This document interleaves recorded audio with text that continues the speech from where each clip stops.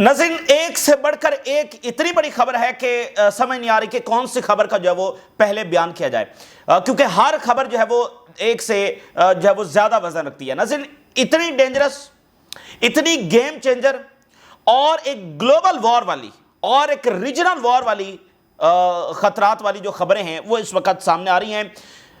दुनिया इतने बड़े टर्मोइल में जा चुकी है, इतने बड़े इवेंट्स और इतनी तेज रफ्तारी के साथ हो रहे हैं कि दुनिया समझने से कासिर है कि दुनिया अचानक चलते चलते ये किस फेज के अंदर आ गई है कि स्मूथली दुनिया का निज़ाम चल रहा है। ये यूएन है, ये आलमी इदारे हैं, ये वर्ल्ड बैंक है, ये ऐसे दुनिया का निज़ाम चल रहा है। अचानक इतना बड़ा टर्मोइल के अंदर दुनिया जो जा चुकी है।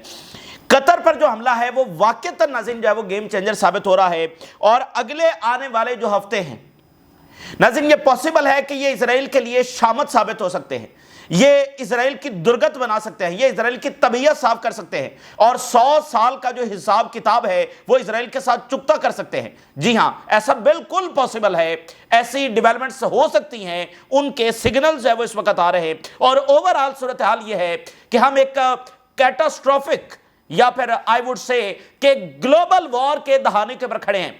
इस वक्त ग्लोबल वॉर के जो खतरात हैं वो अपनी हाईएस्ट सतह के ऊपर जब चले गए। जरा खबर मुलाजा कीजिए, मिस्र जो है उसने प्रपोज कर दिया है नेटो स्टाइल अरब फोर्स जो है वो बनाई जाए।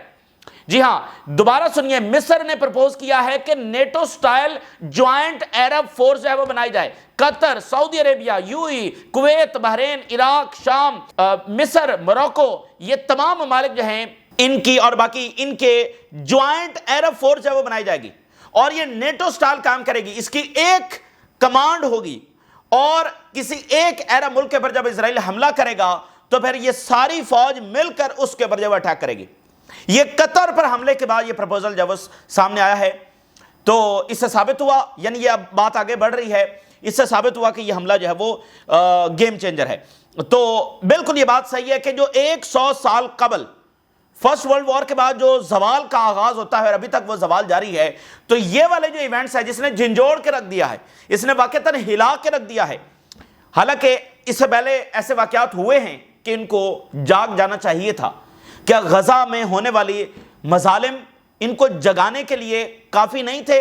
दुनिया की कौमें जाग गई कि क्या हो सकता है इस दुनिया के अंदर, और ये नहीं जागे। इनको जाग जाना चाहिए था इजराइल जो कुछ गजा में कर रहा था, लेकिन कतर पर हमले के बाद ये जाग गए हैं। तो या तो वो 1 साल रिवर्स होगा, 100 साल वाला उरू जो जवाल आया हुआ है वो रिवर्स होगा, मुतहद हो रहे हैं, ताकतवर हो रहे हैं, या फिर इजराइल इन सबको जो है वो लिपेट में लेने जा रहा है। मैं आपको बता दूं, इजराइल इन सबको लिपेट में लेने जा रहा है। और खबर यह है इजराइल मिस्र और टर्की के ऊपर अटैक कर सकता है। जी हां, ये खबर सामने आ रही है, इजराइल मिस्र और टर्की के ऊपर जो है वो अटैक कर सकता है और एक full scale all out regional war जो है वो छेड़ सकता है। और उधर देखिए पैरेलल क्या डेवलपमेंट हो रही है। रशिया और नेटो डेंजरस लेवल के ऊपर इस वक्त चले गए हैं, डेंजरस लेवल के ऊपर एस्केलेशन चली गई है। रशिया जो है वो पोलैंड के बॉर्डर्स के ऊपर न्यूक्लियर कैपेबल मिसाइल्स डिप्लॉय करना शुरू हो गया। ये यूक्रेन वॉर में सबसे बड़ी एस्केलेशन है। रशिया की जानिब से for the very first time Poland जो कि नेटो स्टेट है, जहां पर अभी वो ड्रोन्स गिरे हैं और पूरा एक इशू चल रहा है, अब रशिया ने वहां पर न्यूक्लियर कैपेबल मिसाइल्स डिप्लॉय करना शुरू कर दिए हैं। और नेटो ने रशिया के तमाम बॉर्डर्स के ऊपर अपनी फोर्सेस, अपने इक्विपमेंट्स, अपना एयर डिफेंस, अपने फाइटर जेट्स है वो डिप्लॉय करना शुरू कर दिए हैं। और सबसे बड़ी हेडलाइन क्या है, अब आप देखें, ये सारी कितनी बड़ी हेडलाइंस हम आपके सामने रख रहे हैं। और इस सब के दरमियान एक और सबसे बड़ी हेडलाइन क्या है, यूनाइटेड नेशन ने कह दिया है कि हम थर्ड वर्ल्ड वॉर के दहाने के ऊपर आ चुके हैं। जी हां, हम नहीं कह रहे हैं, हम तो पहले दिन से जो कह रहे हैं आपको पता है, यूनाइटेड नेशन वो ये कह रहा है कि हम थर्ड वर्ल्ड वॉर के दहाने के ऊपर जो है वो आ चुके हैं। हेडलाइन मैं आपके सामने रख रहा हूं, United nation warns the world is starting into the अबाइस of a third world war. United nation इस बात को जो हम पहले दिन से कर रहे हैं और इन खतरात का इजहार आपके सामने कर रहे हैं, यूनाइटेड नेशन इन सारी डेवलपमेंट्स को जो मिडिल ईस्ट में हो रही हैं, जो पैसिफिक में हो रही हैं, जो अब यूक्रेन की एस्केलेशन जिस लेवल के ऊपर चली गई है, और अगर आप चाइना के प्रेसिडेंट जो है उन्होंने जो स्पीच में बात की, उनकी एक लाइन हमने आपके सामने रखी थी। चाइना के सदर ने कहा کہ انسانیت جو ہے وہ جنگوں اور پیس کے درمیان کراس روڈ کے اوپر کھڑی ہوئی ہے. ایک طرف ایسا موقع ہے, ایسی اپرچونٹی ہے کہ سب مل بیٹھ کر امن کی طرف چلے جائیں, لیکن دوسری طرف ہمیں جنگیں جو نظر آ رہی ہیں. یہ چائنا کے صدر نے بات کی. موجودہ مڈل ایسٹ کے ایونٹس, موجودہ پیسیفک کے ایونٹس اور موجودہ یوکرین کی اسکیلیشن, جس میں یوکرین جنگ رکنے کے دور دور تک کوئی چانس نہیں ہے, بلکہ نیٹو اور رشیا ہائیسٹ لیول کی اسکیلیشن کی طرف جب اس وقت جا چکے ہیں. دیکھیے بات یہ ہے کہ from the day one personally میرا یہ نظریہ رہا ہے, اور میں اس طرح سے اس چیز کو دیکھتا رہا ہوں کہ وہ ایک گلوبل وار لانچ کریں گے. اور میں ایسا کیوں سمجھتا ہوں فرام دا ڈے فرسٹ, اور جیسا ہم یہ کہتے رہے کہ یہ رکے گا نہیں, اور آج تک یہ نہیں رکا انفارچونیٹلی. تو وائی آئی انڈرسٹینڈ, میں کوئی مطلب ظاہر ہے کہ دنیا کے جو واقعات ہیں, جو دنیا کے انالیسز ہیں, جو دنیا کے ایکسپرٹس بات کر رہے ہیں, ان کو دیکھ کر ہی یہ ازمپشن میں نے قائم کی ہے کہ یہ گلوبل وار جو ہے وہ لانچ کریں گے. اس کی سالڈ ریزن کیا ہے؟ کیونکہ ری رائٹ دا ہسٹری کرنا بہت ضروری ہے. اس ورلڈ کے اندر اسرائیل ایگزسٹ نہیں کر سکتا ہے. جو ریالٹی ان کی دنیا کے سامنے آ چکی ہے, اس ورلڈ میں وہ ایگزسٹ نہیں کر سکتے ہیں. تو وہ کیا کرنے جا رہے ہیں؟ وہ ساری دنیا ہی نہیں بنانے جا رہے ہیں. ورلڈ وار کے بعد ایک نئی دنیا بنی نا, تو ایک اور جنگ کے بعد ایک اور نئی دنیا. دیکھیے 2 عالمی جنگیں لڑی گئیں اسرائیل کو قائم کرنے کے لیے, ڈیفینیٹلی اس کے باقی مقاصد سارے معاملات تھے, لیکن دونوں عالمی جنگوں کا آؤٹ پٹ کیا تھا؟ ٹھیک ہے, دونوں, اور خاص کر جو فرسٹ ورلڈ وار ہے اس کے تو ایونٹس دیکھ کر ایسا لگتا ہے کہ باقاعدہ ان کا ہاتھ تھا اس عالمی جنگ کو ٹریگر کرنے میں. خیر, ان 2 عالمی جنگوں کا نتیجہ آؤٹ پٹ کیا نکلتا ہے؟ اسرائیل. تو اسرائیل قائم ہوا 2 عالمی جنگوں کے بعد. تو اس اسرائیل کو گریٹر اسرائیل بنانے کے لیے ایک گلوبل وار ہی چاہیے نا, اس کو ایکسپینڈ کرنے کے لیے, اس کو دجلہ و فرات تک لے جانے کے لیے ایک بڑی جنگ ہی چاہیے. اس کے بغیر تو یہ پاسبل نہیں ہے. یعنی وہ کس طرح سے چیزوں کو دیکھ رہے ہیں کہ ان کا گھمنڈ کیا ہے. دیکھیں 45 میں وہ عالمی جنگیں 2 جیت جاتے ہیں, اس کے بعد وہ دنیا کا نقشہ بناتے ہیں, یہ شام ہوگا, یہ فلانا ہوگا, یہ فلسطین ہوگا, یہ جارڈن ہوگا, اس طرح پوری دنیا کا وہ نقشہ بناتے ہیں, وہ لکیریں کھینچتے ہیں. تو وہ تو اسی لینس سے دیکھ رہے ہیں نا کہ ہمارے بھائی یہ ہم نے ملک بنائے ہیں, ان کی کیا حیثیت ہے, اگر آج ہمیں یہ چاہیے تو ہم یہ لے لیں گے, اور اگر یہ ریزسٹ کریں گے تو یہ جو چیس بورڈ ہے یہ ہم نے ہی بچھایا ہے نا, تو ہم اس کو اٹھا کر پھینکیں گے اور نیا چیس بورڈ بنائیں گے, اس پہ اپنے پیادے رکھیں گے, اس پہ بادشاہ رکھیں گے, اس پر دوبارہ سجائیں گے, یہ ایسا ملک ہوگا, اس کی بارڈرز یہ ہوں گے, اور پھر ان کی کتنی طاقت ہوگی یہ ہم بتائیں گے, تمہاری اتنی طاقت ہے, تمہاری اتنی طاقت ہے. ٹھیک ہے نا, ان ملکوں کی آئیڈیالوجیز کیا ہوں گی, ان کے الائنسز کیا ہوں گے, یہ سب ہم ڈیسائیڈ کریں گے. تو یہ وہ پاور ہے جس کا مظاہرہ ایک حملے میں, خلیجی ریاست کے ایک حملے پر اس کی ایک چھوٹی سی جھلک انہوں نے دکھائی ہے کہ ہم یہ. اور دیکھیں یہ جو سارے ممالک ہیں یہ اس طاقت کو سمجھتے ہیں کہ ہاں ان کے پاس یہ طاقت ہے کہ وہ دوبارہ سے سب یہ لپیٹ کر ایک نیا نقشہ جب بچھا دیں, اور اس لیے وہ ایک خاص حد سے آگے امریکہ اور ویسٹ کے خلاف نہیں جاتے. ٹھیک ہے نا, اور ان کو بھی اس طاقت کا استعمال کرنے کی آج تک ضرورت نہیں پڑی ہے. کیوں؟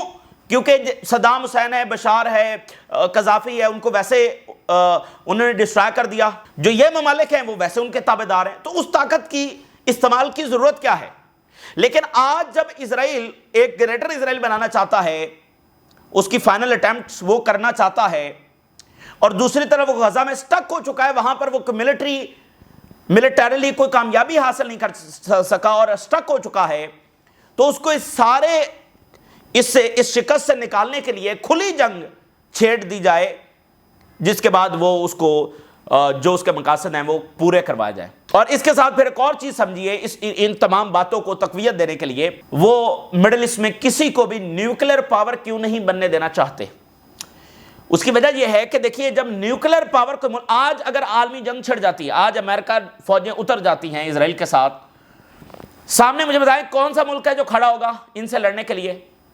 کوئی 2-4 میزائل مار بھی دے گا اگر, تو ان کے پاس تو نیوکلیر طاقت ہے نا, وہ 2-4 نیوکلیر گرا دیں گے. آپ کے پاس جو مرضی کنونشنل طاقت آپ لے کر بیٹھے ہوئے ہیں, آپ کیسے لڑ سکتے ہیں امریکہ اور اسرائیل سے؟ وہ 2-4 نیوکلیر میزائل آپ کے اوپر گرا دیں گے, اور وہ ہیزیٹیٹ نہیں کریں گے, وہ ہیزیٹیٹ نہیں کریں گے نیوکلر استعمال کرنے میں، اس لیے وہ نیوکلر نہیں بننے دینا چاہتے کسی کو، کیونکہ جب کوئی نیوکلر بن جائے گا تو وہ جو 45 والی ان کی 1945 کے بعد جو ان کی پاور ہے وہ سٹیٹس کو چیلنج ہوتا ہے۔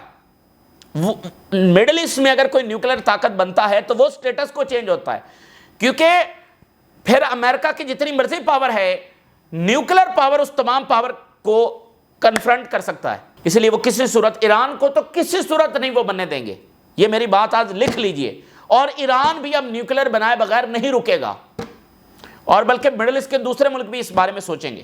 ابھی عربوں کو ٹائم لگے گا آگے بڑھنے میں، بڑے بولڈ فیصلے کرنے میں، کیونکہ یہ جو فیئر ہے نا کہ ہماری بادشاہتیں یہ گرا دیں گے، یہ فیئر ان کے آپ کہہ لیں کہ اتنا کوٹ کوٹ کر بھرا ہوا ہے کہ اس کا نکلنا اتنا آسان نہیں ہے۔ لیکن اب یہ اتنا بڑا 440 وولٹیج کا کرنٹ بھی لگ چکا ہے کہ اب ان کو فیصلے بھی کرنے ہیں۔ تو یہ سارا تناظر ہے جو ہم آپ کے سامنے، کیونکہ ایک ہوتا ہے نا کہ سب چیزیں اڑ آ گئی ہیں، یعنی ایک سسٹم ہے جو چل رہا ہے، ایک آرڈر ہے جو چل رہا ہے، وہ سارا ڈس آرڈر کی طرف چلا گیا ہے۔ تو اب اس کو بیان کرنے کے لیے اتنی ڈائمینشنز ہیں کہ بہت اس کو مشکل ہے اس بات کو سمجھنا کہ ہونے کیا جا رہا ہے۔ تو اس تناظر میں اب فیصلے ہونے ہیں، اور آج قطر میں بڑی بیٹھک شروع ہو گئی ہے، ٹھیک ہے نا۔ تو جناب علی اگلے 24 گھنٹے اسلامی دنیا کے لیے، عرب ورلڈ کے لیے کتنے زیادہ فیصلہ کن ثابت ہو سکتے ہیں آپ اندازہ نہیں لگا سکتے۔ ایک طرف مارکو روبیو اسرائیل کے اندر موجود ہیں اور انہوں نے جو وہاں پر بیان دیا ہے، اور نتنیاہو نے دوبارہ قطر پر حملہ کرنے کی دھمکی لگائی ہے، اور جو مارکو روبیو کے وہاں سے سٹیٹمنٹس آ رہی ہیں اسرائیل سے وہ بھی آپ کے سامنے رکھتے ہیں۔ قطر نے اور عرب ورلڈ نے سب نے بڑے فیصلے کرنے ہیں۔ ذرا ٹائمز آف اسرائیل کی خبر آپ کے سامنے رکھ رہے ہیں۔ Egypt reviving proposal for NATO style Arab force to protect countries from attack. 20,000 اپنے ملٹری پرسنل مصر نے پیش کر دیے ہیں، ہم 20,000 فوج دے رہے ہیں، یعنی وہ جو جوائنٹ فورس ہوگی نا اس کے لیے 20,000 فوج انہوں نے پرپوز کر دی ہے، اور میکنزم بنایا جائے سب کی کنسنسس کے ساتھ کہ جیسے نیٹو ہے تو ایک مین کمانڈ ہے نا، تو اس فوج کی کیا مین کمانڈ ہوگی، کیسے کہاں پر ہیڈ کوارٹر ہوگا، فنڈنگ، یہ وہ سارے معاملات، اور سب کا کنسنسس حاصل کرنا ضروری ہے۔ ایسی فوج آج تک کیوں نہیں بن سکی؟ بنیادی وجہ وہی ہے جو ہم نے آپ کے سامنے رکھ دی ہے، وہ فیئر کہ یہ ہماری بادشاہتیں گرا دیں گے، ہم اپنی فوج بنانے کی طرف جائیں گے، ہم طاقت حاصل کرنے کی طرف جائیں گے، ہم آزادی حاصل کرنے کی طرف جائیں گے، یہ ہماری بادشاہتیں گرا دیں گے۔ تو آج تک اگر ایسی فورس نہیں بن سکی تو اس کی وجہ بنیادی یہی ہے۔ تو کنسنسس ہونا جو ہے وہ بہت زیادہ ضروری ہے، اور اس میں جناب علی موروکو سے، الجیریا سے ان کی وہ بھی اپنا کنٹریبیوشن کریں گے، یو ای، قطر، سعودی عربیہ، یہ سارے عرب ممالک، عراق، شام، یہ سب جو ہے وہ اپنا حصہ جو ڈالیں گے۔ شیئرنگ کمانڈ پوزیشنز، یہ جناب انہوں نے پرپوزل رکھا ہے، ٹھیک ہے۔ اور اس کے اوپر اسرائیل بہت سیکھ پا ہے، اسرائیل کے اندر اب بہت زیادہ ریزنٹمنٹ ہے کہ نتنیاہو کی غلط پالیسیز کیسے ان سب کو متحد کر رہی ہیں۔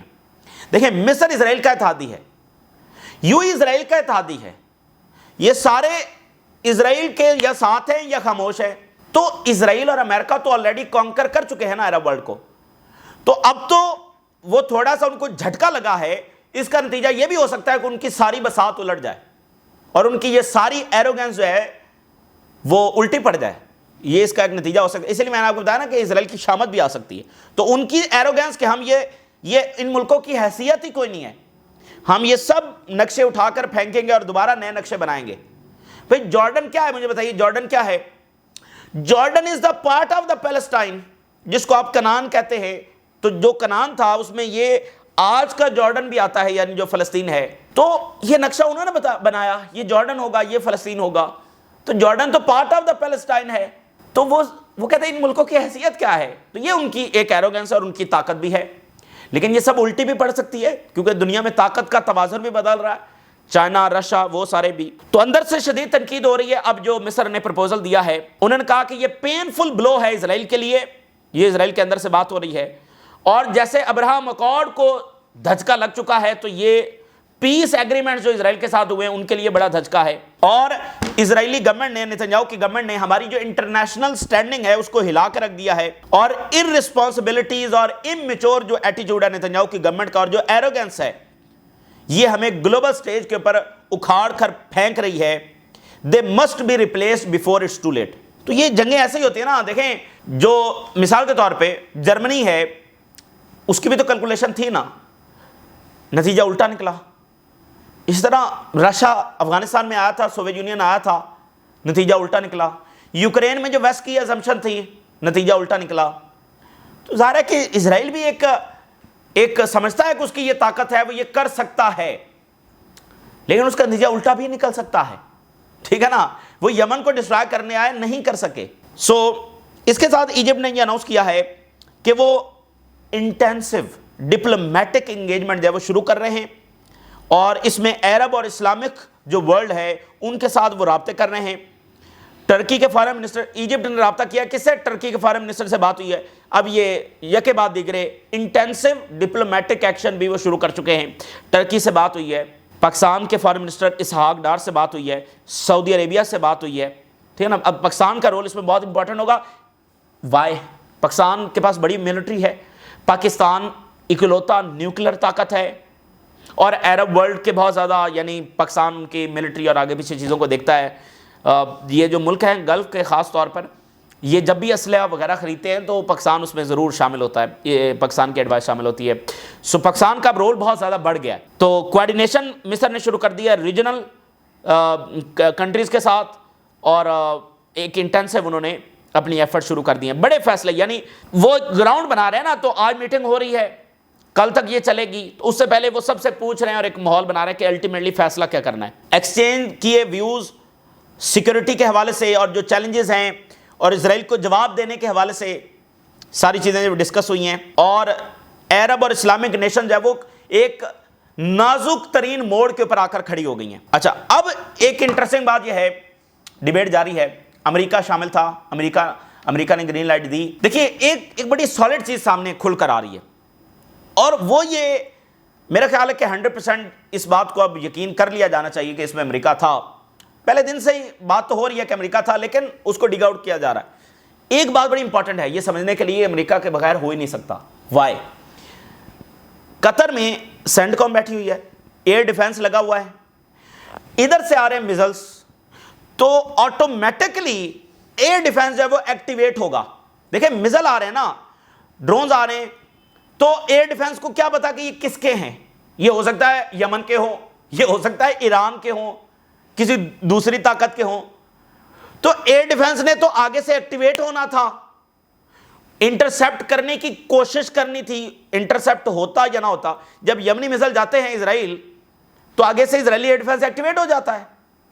تو جب قطر کی طرف میزلز آ رہے ہیں, ایئر ڈیفنس لگا ہوا ہے, ایئر ڈیفنس, اور برطانیہ کا بھی انہوں نے خریدا ہوا ہے, امریکہ کا بھی خریدا ہوا ہے, ایئر ڈیفنس ایکٹیویٹ ہی نہیں ہوا. یہ سب سے بڑا ایویڈنس ہے کہ امریکہ اس میں انوالو تھا. اس کو جو ہے وہ ڈی ایکٹیویٹ کر دیا گیا, ایئر ڈیفنس کو حملے سے پہلے ہی ڈی ایکٹیویٹ کر دیا گیا. کیونکہ اگر امریکہ کو پتہ ہی نہ ہوتا تو ڈی ایکٹیویٹ کیسے ہوتا ہے ایئر ڈیفنس؟ پتہ تھا تو ڈی ایکٹیویٹ کیا نا. اس لیے ان ممالک کے جو hundreds of billions of dollars ہیں وہ ایک بٹن کی مار ہیں. اس سے یہ بھی ثابت ہوا کہ کل سوئچ جو ہے وہ ان کے پاس ہے, سامنے ان کو نظر آ رہا ہے ہمارے لیے جنگی طیارے کھڑے ہیں, ہمارے لیے یہ ایئر ڈیفنس انہوں نے لگا کر رکھا ہوا ہے. ایک بٹن کی مار ہے بس, انہوں نے وہ بٹن کھینچ دیا. میں سمبولکلی بات کر رہا ہوں, ایک بٹن بس انہوں نے بند کر دیا, سارے اکوپمنٹس خاموش بیٹھے ہوئے ہیں. یعنی آپ نے چوکیدار پالے ہوئے ہیں, آپ نے چوکیدار گارڈز رکھے ہوئے ہیں, آپ ان کے اوپر پیسہ لگائی جا رہے ہیں. ایک دن آپ کے اوپر اٹیک ہو جاتا ہے, اور چوکیدار مطلب ریزسٹ بھی نہیں کرتے. ایک ہوتا ہے بچانا, وہ سوئے رہتے ہیں, وہ ریزسٹ بھی نہیں کرتے, وہ آگے سے ایک بلٹ بھی نہیں چلاتے. تو یہ کچھ ان کے ساتھ ہوا ہے, وہ ایئر ڈیفنس ایکٹیویٹ ہی نہیں ہوا. اٹس مین کہ انہوں نے اس کو بند کیا تھا. اگر امریکہ کو پتہ نہ ہوتا تو آٹومیٹکلی ایئر ڈیفنس نے تو ایکٹیویٹ ہونا تھا. یہ سب سے بڑا ایویڈنس ہے کہ وہ اس میں انوالو تھے. لیکن پھر مقصد کیا ہے امریکہ کا یہ سارا کچھ کروانے کا؟ اور اب ذرا یہ خبر دیکھیے, Netanyahu might launch a regional war starting with Egypt and Turkey. دیکھیں اب آپ کچھ بھی ایکسپیکٹ کر لیں, کچھ بھی ایکسپیکٹ کر لیں. آپ بچا کیا ہے اس دنیا میں؟ آپ غزہ کو دیکھ کر مجھے بتائیے, حالانکہ ہم اس کو کور کر رہے ہیں لیکن ہم بھی ساری ویڈیوز غزہ کی نہیں دیکھ سکتے. تو آپ یہ کیوں نہیں اس کو جو ہے وہ ایزیوم کر سکتے یا اس کو ایکسیپٹ کر سکتے کہ اسرائیل مصر اور ٹرکی پر بھی اٹیک کر سکتا ہے؟ اور ہیرٹس کی کل ہیڈ لائن ہم نے آپ کے سامنے رکھی نا, وہ کل سے ڈسکس ہو رہی ہے. ہیرٹس نے کہا کہ Turkey could be the next target, اور حماس کی لیڈرشپ ہو سکتا ہے وہ ٹرکی جا چکی ہو, اور سیریا کا جو پھڈا چل رہا ہے. اچھا, تو ٹرکی کے اوپر اور مصر کے اوپر اٹیک ہو سکتا ہے, اور اس کو جوڑیے آپ نیٹو کے ساتھ. نیٹو وہاں پر, اور جو کچھ اسرائیل کر رہا ہے یہ بھی تو نیٹو ہی کا پروجیکٹ ہے نا, یہ بھی تو نیٹو ہی کی جنگ ہے جو اسرائیل لڑ رہا ہے. ایران پر حملہ ہوا تو ایران نے کیا کہا, یہ نیٹو ہے جس نے ہمارے پر حملہ کیا ہے. تو نیٹو وہاں پر بڑی جنگ شروع کرے گا تو یہاں پر مڈل ایسٹ میں نہیں شروع کرے گا, ٹھیک ہے نا. اور یہ تو اوورال پھر اسرائیل کے لیے, اوورال نیٹو کی جنگ اندر اسرائیل کے لیے موقع ہوگا کہ وہ ایکسپینڈ کرے. کہے گا وہ, جیسے جرمنی کہتا ہے یہ ڈرٹی ورک ہمارے لیے کر رہا ہے, تو ان کے لیے بھی جنگ لڑ رہا ہوگا لیکن اصل میں اپنی ایکسپینشن بھی کر رہا ہوگا. یہاں پر یہ پاسبل ہے کہ وہاں پر اگر جنگ چھڑ گئی, یہ 1000% کنفرم ہے کہ یہاں پر یہ آل آؤٹ وار ہوگی. نیٹو فورسز یہاں پر اتریں گی یا امریکن فورسز اتریں گی, یہ بات بالکل درست ہے. لیکن ٹرکی کے اوپر حملہ اسرائیل کو بڑا مہنگا پڑ سکتا ہے, یہ میں آپ کو بتا دوں. اس کی وجہ یہ ہے کہ ٹرکی بہت طاقتور ہے, بہت طاقتور ملک ہے, اور 2015 میں انہوں نے ایک مظاہرہ کیا تھا. رشین جو فائٹر جیٹس ہیں وہ ان کی ایئر سپیس میں آ گئے تھے, غلطی سے آئے تھے یا ویسے رشیا جو ٹیسٹ کر رہا تھا جو ان کا ایئر ڈیفنس ہے, تو ٹرکی نے رشین فائٹر جیٹ گرا دیا تھا 2015 میں. اور اس وقت پورے یورپ میں سب سے جو ماڈرن ڈیفنس انڈسٹری ہے وہ ٹرکی کی ہے, یہ بات ذہن میں رکھیں. ٹرکی پر حملہ بہت برا نتیجہ اس نتنیاہو کو بھگتنا پڑے گا. اور اردگان کی بڑی ہی دلچسپ اور امپورٹنٹ سٹیٹمنٹ آئی ہے, ویری ویری امپورٹنٹ. انہوں نے کہا کہ جب ریجن کے اندر جو بارڈرز ہے وہ بلڈ اور ٹیئرز کے ساتھ کھینچے جا رہے ہیں, we will not accept a repetition of the divide and rule game. Historic statement ہے موجودہ صورتحال کو سمجھنے کے لیے. ڈیوائڈ اور رول گیم کو, اس کھیل کو اب ہم دوبارہ ریپیٹڈلی برداشت نہیں کریں گے. اس کا مطلب یہ ہے کہ جو ہم چیزیں بیان کر رہے ہیں وہ پھر صحیح اپروچ ہے. اردگان بھی ایگزیکٹلی وہی بات کر رہے ہیں, یعنی اس کا مطلب ہم صحیح اپروچ سے چیزوں کو دیکھ رہے ہیں کہ اسرائیل اور امریکہ کیا کر رہے ہیں. لیبنن کی غلطی ہے اس لیے اٹیک کر رہے ہیں, سیریا کی غلطی ہے اس لیے اٹیک کر رہے ہیں, انصار اللہ کی غلطی ہے, ایران کی غلطی ہے اس لیے اٹیک کر رہے ہیں, قطر میں حماس لیڈرشپ بیٹھی تھی اس لیے اٹیک کیا. یعنی ہر ملک کو جواز بنا کر اٹیک کر رہے ہیں اور الگ الگ کر کے سب کو حملہ کر رہے ہیں. 8 ملکوں کے اوپر انہوں نے اٹیک کر دیا ہے, سب کو الگ الگ کر کے مار رہے ہیں. تو ڈیوائڈ اینڈ رول, تو اب وہ خود یہ کہہ رہے ہیں کہ یہ اسرائیل تو ہمارے ساتھ یہ کھیل کھیل رہا ہے, تو یہ برداشت نہیں ہم کریں گے. ٹرکی کے فارن منسٹر پہنچ چکے ہیں دوحہ, اور OIC کا اجلاس الگ ہو رہا ہے اور عرب لیگ کا اجلاس جو ہے وہ الگ ہو رہا ہے, ٹھیک ہے نا. تو اور اس میں یعنی کہ ٹرکی کے فارن منسٹر جو ہے وہ شریک ہو رہے ہیں اور ایران کے صدر اس میں شریک ہو رہے ہیں. اچھا, اب جو ہے وہ نتنیاہو اور اسرائیل کے جو پلانز ہیں وہ آخر میں جلدی جلدی آپ کے سامنے رکھتے ہیں. نتنیاہو یہ کہہ رہا ہے کہ حماس کے لیڈر جو قطر میں بیٹھے ہوئے ہیں ان کو ہم مطلب دوبارہ اس نے جب دھمکی لگائی ہے, اور یہ اب قطر کے وہاں پر دہشت گرد کو بٹھا کر بیٹھا ہوا یہ وہ غلط ملت باتیں یہ کر رہا ہے. مارکو روبیو جو اسرائیل میں ہے اس نے کہا ہے کہ ٹرمپ یہ چاہتا ہے کہ حماس کو ختم کیا جائے اور قیدیوں کو رہا کیا جائے, اس کے بعد ہم اگلی بات کریں گے. اس کا مطلب یہ ہے کہ وہ نتنیاہو کے مکمل ساتھ کھڑے ہیں, وہ بھی یہی بات کر رہے ہیں کہ حماس ڈسٹرائے ہوگی, تو مطلب وہ جنگ کی جاری رکھنے کی جب بات کر رہے ہیں. اور مارکو روبیو نے اسرائیل میں کھڑے ہو کر ان تمام ملکوں کو دھمکی لگائی ہے فلسطینی ریاست کو تسلیم کرنے جا رہے ہیں. مارکو روبیو نے کہا ہے کہ مینی کنٹریز جو ریکگنائز کر رہے ہیں ہم نے ان کو خبردار کر دیا ہے کہ اس کا رد عمل آئے گا. یہ مارکو روبیو وہاں سے تھریٹ کر رہے ہیں. اور ایک اور خبر دیکھیے, مارکو روبیو کو ایک پاور یہ دی جا رہی ہے کہ وہ پاسپورٹ ڈیسائیڈ کر سکتا ہے, یعنی کس کو ڈیپورٹ کرنا ہے کس کو نہیں کرنا. وہ وہاں پر فری سپیچ یہ وہ کنسرنز وہاں پر پیدا ہو رہے ہیں, وہاں پر ڈیبیٹ چھڑ گئی ہے کہ یہ تو امریکہ میں کچھ اور ہی ہو رہا ہے. جو چارلی کرک کا معاملہ ہے ہم اس پر بار بار آپ کو رپورٹ کر رہے ہیں کہ یہ معاملہ بڑا سینسٹیو ہے اور اس میں کوئی نئی گیم وہ کھیلیں گے, اور وہی ہوا ہے. کانگریس نے یہ بل پاس کر لیا ہے, عجب معاملہ ہو رہا ہے. کانگریس نے بل پاس کر لیا جو اسرائیل کا بائیک آؤٹ کرے گا اس کو پنش کیا جائے گا. یہ دنیا میں بائیک آؤٹس ہو رہے ہیں نا, جو ملک بائیک آؤٹ کرے گا جو کمپنی کرے گی اس کو پنش کیا جائے گا. اب کر لیں بات, ڈپلومیسی کوئی سیز فائر کوئی امن کچھ بھی نہیں ہے سوائے ہارڈ پاور کے. تو رشیا نے deploy Iskander missile at Poland at Warsaw strike sector, اور NATO is deploying aviation and air defence assets to reinforce its eastern flank. یعنی وہ جو سارا ایسٹرن فلینک کا مسئلہ ہے نا, جو یہ رشیا کے یہ سارے قریب کنٹریز ہیں, وہاں پر نیٹو نے اپنی فوجیں اور ادھر سے رشیا ڈپلائی کر رہا ہے. Very dangerous. اور بھی بہت ساری خبریں اب مزید آ رہی ہیں, اگلی ویڈیو میں آپ کے سامنے شیئر کریں گے. ڈینجرس معاملات ہیں اور انسرٹن اور ریپڈ ایونٹس ہو رہے ہیں, اور ہر ایک خبر دوسری سے بڑی خبر ہے. آپ اپنی رائے ضرور آگاہ کریں. اجازت دیجیے, اللہ حافظ.